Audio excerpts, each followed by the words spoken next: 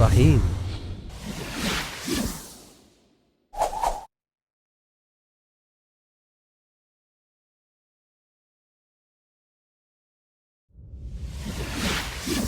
കഴിഞ്ഞ കഥയിൽ സുലൈമാൻ നബി അലൈഹിസ്സലാം കുട്ടിയായിരിക്കുമ്പോൾ തന്നെ വളരെ ബുദ്ധിമാനായിരുന്നു എന്ന് നമ്മൾ കണ്ടു.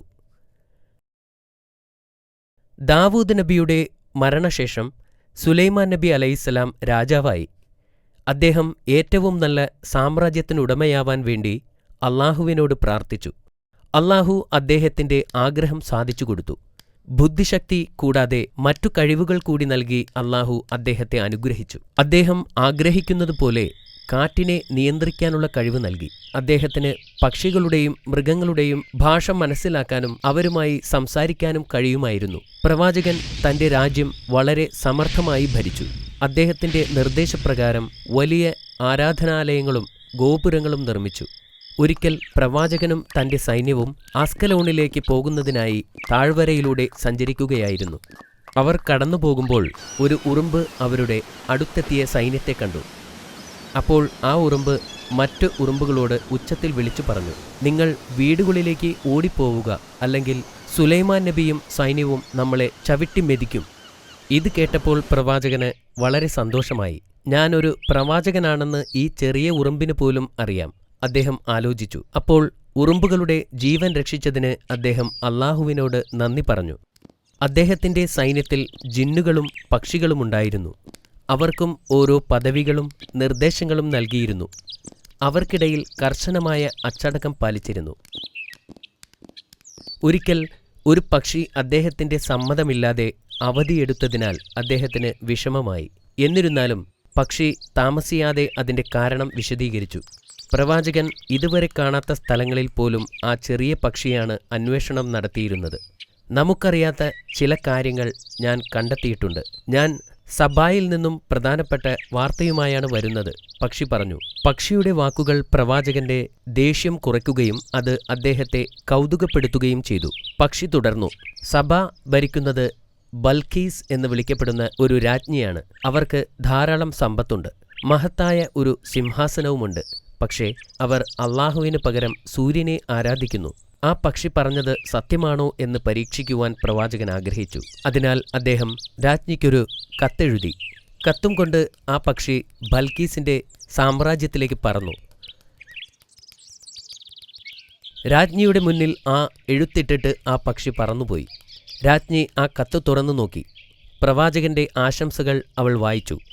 കൂടാതെ അള്ളാഹുവിനെ ആരാധിക്കുവാൻ പ്രവാചകൻ അവരോട് ആവശ്യപ്പെട്ടിരുന്നു. രാജ്ഞി വളരെ അസ്വസ്ഥയായിരുന്നു. അതിനാൽ അവൾ പെട്ടെന്ന് തന്റെ ഉപദേശകരെ വിളിച്ചുകൂട്ടി. തങ്ങളുടെ രാജ്യത്തിന് യുദ്ധത്തിന് വേണ്ടിയുള്ള ശക്തി ഉണ്ടെങ്കിലും പ്രവാചകനുമായി സമാധാനപരമായ ഒരു പരിഹാരമാണ് ഉചിതമെന്ന് അവർ ഉപദേശിച്ചു. അതിനൊരു മാർഗം അവർ കണ്ടെത്തി. വിലപിടിച്ച സമ്മാനങ്ങളുമായി അവരുടെ ദൂതന്മാരെ പ്രവാചകന്റെ കൊട്ടാരത്തിലേക്ക് അയക്കാൻ അവർ തീരുമാനിച്ചു. പ്രവാചകന്റെ സൈന്യത്തെക്കുറിച്ചും രാജ്യത്തെക്കുറിച്ചും മനസ്സിലാക്കാൻ അവർ ദൂതന്മാരെ ഏൽപ്പിച്ചു. ദൂതന്മാർ പ്രവാചകന്റെ കൊട്ടാരത്തിലെത്തിയപ്പോൾ സാബ ഒന്നുമല്ലെന്ന് അവർക്ക് മനസ്സിലായി. അദ്ദേഹത്തിന്റെ സൈന്യത്തിൽ മൃഗങ്ങളും പക്ഷികളും ജിന്നുകളും സേവനം ചെയ്യുന്നതറിഞ്ഞ് അവർ അത്ഭുതപ്പെട്ടു.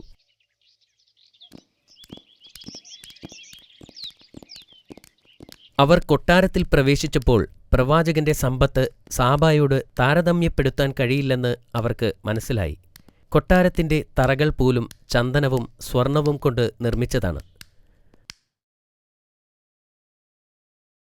ദൂതന്മാർ പ്രവാചകനെക്കുറിച്ചുള്ള വിവരങ്ങൾ ശേഖരിക്കുന്നതിനായി ഇവിടെ എത്തിച്ചേർന്നതാണെന്ന് സുലൈമാൻ നബിക്ക് മനസ്സിലായി. അവർ സമ്മാനങ്ങൾ കൊടുത്തപ്പോൾ പ്രവാചകന്റെ പ്രതികരണം കണ്ട് അവർ ഞെട്ടി.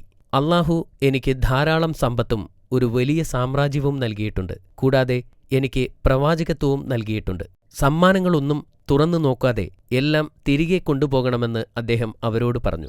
അള്ളാഹുവിനെ സ്വീകരിച്ചില്ലെങ്കിൽ അവരുടെ രാജ്യം നശിപ്പിക്കുമെന്ന് മുന്നറിയിപ്പ് നൽകുന്ന ഒരു കത്തും പ്രവാചകൻ കൊടുത്തയച്ചു. സമ്മാനങ്ങളുമായി ദൂതന്മാർ തിരിച്ചെത്തി. അവർ ആ കത്ത് രാജ്ഞിക്ക് നൽകി. കൂടാതെ അവർ കണ്ട അത്ഭുതങ്ങളെക്കുറിച്ച് അവർ രാജ്ഞിയോട് പറഞ്ഞു. ദേഷ്യപ്പെടുന്നതിനു പകരം പ്രവാചകനെ സന്ദർശിക്കാൻ രാജ്ഞി തീരുമാനിച്ചു. ദൂതന്മാരിൽ ഒരാളോട് താൻ പ്രവാചകനെ കാണാൻ വരുന്നുണ്ടെന്ന കാര്യം അദ്ദേഹത്തെ അറിയിക്കാൻ ആവശ്യപ്പെട്ടു. രാജഭൃത്യന്മാരും സേവകരുമായി അവർ സാബായിൽ നിന്നും പുറപ്പെട്ടു. സാബായുടെ രാജ്ഞി വരുന്നുണ്ടെന്നറിഞ്ഞപ്പോൾ സുലൈമാൻ നബി അവരെ പരീക്ഷിക്കാൻ തീരുമാനിച്ചു. രാജ്ഞി എത്തുന്നതിനു മുമ്പായി അവരുടെ സിംഹാസനം കൊണ്ടുവരാൻ അദ്ദേഹം തന്റെ മുൻപിലുള്ള ജിന്നുകളോട് ആവശ്യപ്പെട്ടു. കണ്ണടച്ച് തുറക്കുന്നതിനു മുമ്പായി അതിലൊരു ജിന്ന് സിംഹാസനം അദ്ദേഹത്തിന്റെ മുൻപിലെത്തിച്ചു. അതിനുശേഷം അദ്ദേഹം സിംഹാസനത്തിൽ മാറ്റങ്ങൾ വരുത്തി. മാറ്റം വരുത്തിയ സാഹചര്യത്തിൽ അത് രാജ്ഞി അംഗീകരിക്കുമോ എന്ന് പരിശോധിക്കാനായിരുന്നു അത്. ബൽക്കീസ് കൊട്ടാരത്തിലെത്തിയപ്പോൾ ആഘോഷവും ചടങ്ങുകളുമായി അവരെ സ്വാഗതം ചെയ്തു. അപ്പോൾ പ്രവാചകൻ സിംഹാസനത്തിലേക്ക് ചൂണ്ടിക്കൊണ്ട് പറഞ്ഞു, അത് നിങ്ങളുടേതാണ്. ബൽക്കീസ് ആശയക്കുഴപ്പത്തിലായി വീണ്ടും സിംഹാസനത്തെ നോക്കി. വളരെയധികം ആശയക്കുഴപ്പങ്ങൾക്ക് ശേഷം അവർ പറഞ്ഞു, ഇത് എന്റെ സിംഹാസനത്തെപ്പോലെയുണ്ട്. അവൾ ബുദ്ധിമതിയും സമർത്ഥയുമാണെന്ന് അദ്ദേഹത്തിന് മനസ്സിലായി. പിന്നീട് അവളെ കൊട്ടാരത്തിനകത്തേക്ക് സ്വാഗതം ചെയ്തു. അതിനകത്ത് തറകളിൽ മനോഹരമായ ഗ്ലാസുകൾ പതിച്ചിരുന്നു. രാജ്ഞി ഗ്ലാസിലേക്ക് ചവിട്ടുമ്പോൾ അത് വെള്ളമാണെന്നു കരുതി നനയാതിരിക്കാൻ അവർ തന്റെ വസ്ത്രം ചെറുതായിട്ട് പൊക്കി. ഇത് യഥാർത്ഥത്തിൽ ഗ്ലാസ് ആണെന്നും വെള്ളമല്ലെന്നും പ്രവാചകൻ അവരോട് പറഞ്ഞു. ബൽക്കീസ് അത്ഭുതപ്പെട്ടു. അത്തരം കാര്യങ്ങൾ അവർ മുമ്പ് കണ്ടിട്ടില്ല. അദ്ദേഹം ഒരു നല്ല ഭരണാധികാരി മാത്രമല്ല, ദൈവദൂതനും കൂടിയാണെന്ന് അവൾ തിരിച്ചറിഞ്ഞു. രാജ്ഞി സാബയിലേക്ക് തിരിച്ചു പോകുമ്പോൾ തങ്ങൾ ആരാധിക്കുന്ന സൂര്യൻ ഒന്നുമല്ലെന്നും അത് അള്ളാഹുവിന്റെ ഒരു സൃഷ്ടി മാത്രമാണെന്നും തിരിച്ചറിഞ്ഞു. അവൾക്ക് കുറ്റബോധം തോന്നുകയും സൂര്യനെ ആരാധിക്കുന്നത് നിർത്തുകയും അതുപോലെ ചെയ്യാൻ തന്റെ ജനങ്ങളോട് ആവശ്യപ്പെടുകയും ചെയ്തു. സുലൈമാൻ നബി വലിയ മഹത്വത്തോടെ ജീവിച്ചു. എല്ലാ ജീവികളും അദ്ദേഹത്തെ അനുസരിക്കുകയും ചെയ്തു. അദ്ദേഹത്തിന്റെ മരണവും അദ്ദേഹത്തിന്റെ ജീവിതം പോലെ മഹത്തരമായിരുന്നു. ഒരു ദിവസം പ്രവാചകൻ ജിന്നുകളുടെ ജോലികൾക്ക് മേൽനോട്ടം വഹിച്ചുകൊണ്ടിരിക്കുകയായിരുന്നു. ആ ഇരിക്കുന്ന അതേ ഇരിപ്പിൽ അദ്ദേഹം വഫാത്തായി. അദ്ദേഹം വഫാത്തായ കാര്യം കുറേക്കാലം ആർക്കും മനസ്സിലായില്ല. അദ്ദേഹം ഇരിക്കുകയാണെന്ന് എല്ലാവരും കരുതി.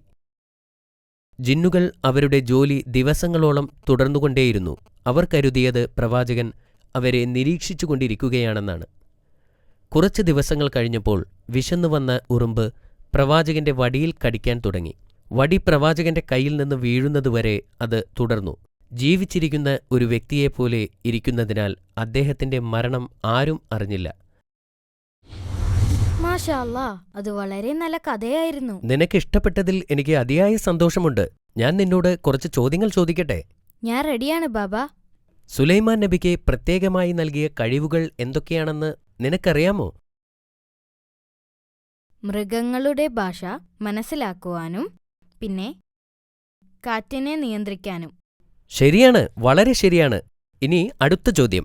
സുലൈമാൻ നബി അലൈഹിസ്സലാം സൈന്യവുമായി സഞ്ചരിച്ചപ്പോൾ നബി അവരെ മനഃപൂർവ്വം കൊല്ലുമെന്ന് ഉറുമ്പുകൾ വിചാരിച്ചോ? ഇല്ല, ഒരു പ്രവാചകനാണ് വരുന്നതെന്ന് ഉറുമ്പിന് അറിയാമായിരുന്നു. അതുകൊണ്ടാണ് പ്രവാചകൻ ഉറുമ്പുകളെ അറിയാതെ ചവിട്ടുമെന്ന് വിചാരിച്ചത്. നിന്റെ ഉത്തരം ശരിയാണ്. എന്തുകൊണ്ടാണ് ആ പക്ഷിയെ കാണാതായതെന്ന് നിനക്കറിയാമോ? ആ പക്ഷി പ്രവാചകന്റെ രഹസ്യാന്വേഷണ വിഭാഗത്തിലായിരുന്നു. അത് സബ എന്ന രാജ്യം കണ്ടെത്താൻ പോയിരിക്കുകയായിരുന്നു. അത് വീണ്ടും ശരിയാണ്. സാബ രാജ്ഞിക്ക് പ്രവാചകനയച്ച സന്ദേശം എന്തായിരുന്നു? നബി തന്റെ ആശംസകളും അതോടൊപ്പം അള്ളാഹുവിനെ ആരാധിക്കാൻ ആവശ്യപ്പെടുകയും ചെയ്തു. എന്നിട്ട് രാജ്ഞി അള്ളാഹുവിൽ വിശ്വസിക്കാൻ തയ്യാറായിരുന്നോ? ഇല്ല, അവർ തയ്യാറായില്ല. പ്രവാചകന്റെ സൈന്യത്തെപ്പറ്റി അറിയാൻ ദൂതന്മാരോട് സമ്മാനവുമായി പ്രവാചകന്റെ അടുത്തേക്ക് പോകാൻ കൽപ്പിച്ചു. നബി എന്തുകൊണ്ട് സമ്മാനങ്ങൾ സ്വീകരിച്ചില്ല? അള്ളാഹുവിൽ നിന്ന് ഇതിലും വലിയ സമ്മാനങ്ങൾ തനിക്ക് ലഭിച്ചിട്ടുള്ളതിനാൽ അവരുടെ സമ്മാനങ്ങൾ തിരികെ കൊണ്ടുപോകാൻ ആവശ്യപ്പെട്ടു. സമ്മാനങ്ങൾ സ്വീകരിക്കാതിരുന്നപ്പോൾ ബൽക്കീസിന് ദേഷ്യം വന്നോ? ഇല്ല, അപ്പോഴാണ് അവർ പ്രവാചകനെ സന്ദർശിക്കണമെന്ന് തീരുമാനിച്ചത്. നബിയെ കണ്ടുമുട്ടിയപ്പോൾ അവർ എന്താണ് തിരിച്ചറിഞ്ഞത്?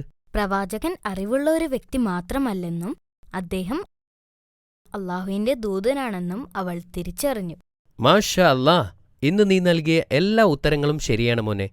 ഞാൻ നാളെ മറ്റൊരു കഥ പറഞ്ഞു തരാം. Good night.